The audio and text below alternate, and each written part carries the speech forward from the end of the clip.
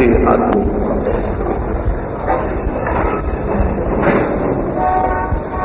एक छोटी सी घटना से मैं अपनी आज की बात शुरू करना चाहूंगा।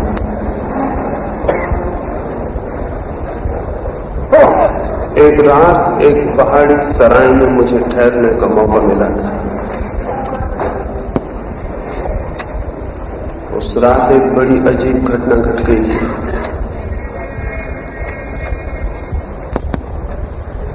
वो घटना रोज ही याद आ जाती है, क्योंकि रोज ही उस घटना से मिलते जुलते लोगों के दर्शन हो जाते हैं। उस रात उस पहाड़ी सराय में जाते ही पहाड़ी की पूरी घाटी में एक बड़ी मार्मिक आवाज सुनाई पड़ी थी। कोई बहुत ही दर्द भरे स्वरों में कुछ पुकार रहा था, लेकिन निकट जाके मालूम पड़ा तो वो कोई आदमी न था, वो सराय के मालिक का तोता था।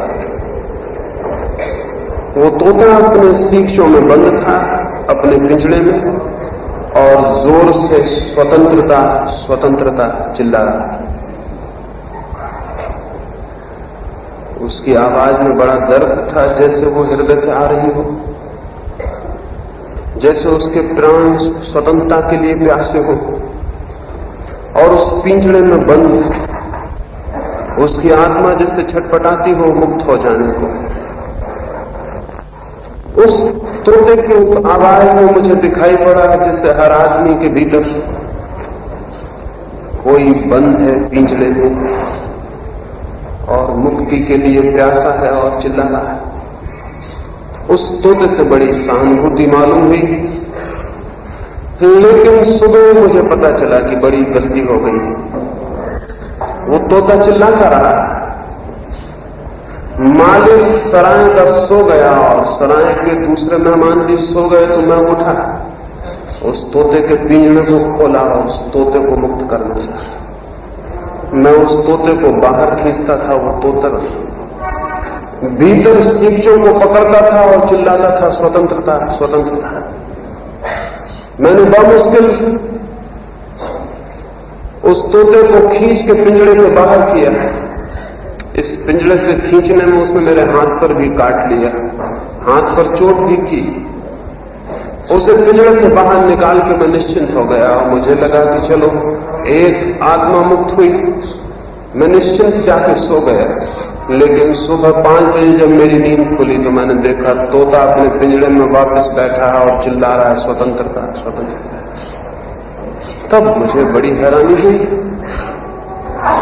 तब मेरी समझ में आया ये स्वतंत्रता की प्यास तोते के हृदय से नहीं उठ रही है, ये सिखाई गई प्यास। ये आवाज उसके मालिक ने सिखाई है, उसी मालिक ने जिसने उसे पिंजड़े में बंद किया।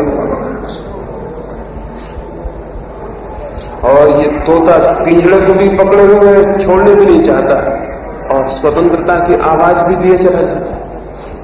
फिर वो बात भूल जानी चाहिए थी, वो बात बहुत दिन हो गई बीते हुए, लेकिन रोज मुझे ऐसे आदमी मिल जाते हैं जो चिल्लाते हैं स्वतंत्रता चाहिए, मुक्ति चाहिए, परमात्मा चाहिए, और मैं उनको गौर से देखता हूं तो पाता हूं वो अपने पिंजड़ों को पकड़े हुए, और अगर उनको निकालने की कोशिश करो तो तोते की भांति वो भी हमला करते हैं, वो नाराज होते हैं। और अगर उन्हें जबरदस्ती कोई निकाल के बाहर भी कर दे तो बाहर वे हो भी नहीं पाते, थोड़ी देर में फिर भीतर दिखाई पड़ते हैं। वे लोग जो स्वतंत्र होना चाहते हैं, वे लोग ही अपने हाथ से अपने पिंजरे बनाए हुए हैं, अपने हाथ से अपनी जंजीरें निर्माण कर रहे हैं। वे लोग जो मुक्ति के आकाश में उड़ना चाहते हैं, उन्हें मैं आदमियों के द्वारा बनाए गए मंदिरों में बंद देखता हूं। वे लोग जो मोक्ष की कामना करते हैं, आदमी के द्वारा निर्मित किताबों में उन्हें बंद देखता हूं। वे लोग जो स्वतंत्रता की प्यास की गुहार मचाते हैं, वो मैं देखता हूं कि हजार हजार परतंत्रताओं में उन्होंने खुद अपने को बांध लिया। तब बहुत हैरानी होती है और इस तोते की मुझे याद आ जाती है। तोता तो दया करने योग्य था, लेकिन इन आदमियों के लिए क्या किया जाए? तोता तो फिर भी तोता था और सिखाई हुई बातें दोहरा रहा है, लेकिन क्या आदमी भी सिखाई हुई बातें तो नहीं दोहरा रहा है? क्या ये ईश्वर की प्यास और सत्य की खोज और ये मुक्ति की कामना, ये भी कहीं सिखाए हुए पाठ तो नहीं? क्योंकि अगर ये सिखाए हुए पाठ न होते तो ये अद्भुत घटना कैसे घट सकती थी कि जो आदमी मुक्त होना चाहता है वही अपने हाथ से अपनी जंजीरें निर्मित करता हो, एक तरफ चिल्लाता हो कि मुझे मुक्ति का आकाश चाहिए और दूसरी तरफ पिंजड़े बनाता हो, कारागृह बनाता हो। ये एक ही आदमी के द्वारा कैसे संभव हो सकता था? लेकिन ये आश्चर्यजनक घटना हम सबके जीवन में घट रही है। शायद कारण ये हो सकता है कि जिन बातों को हम स्वतंत्रता के लिए मार्ग समझ रहे हैं, वे ही बातें पिंजड़ा बन जाती हों और हमें इसका पता न हो।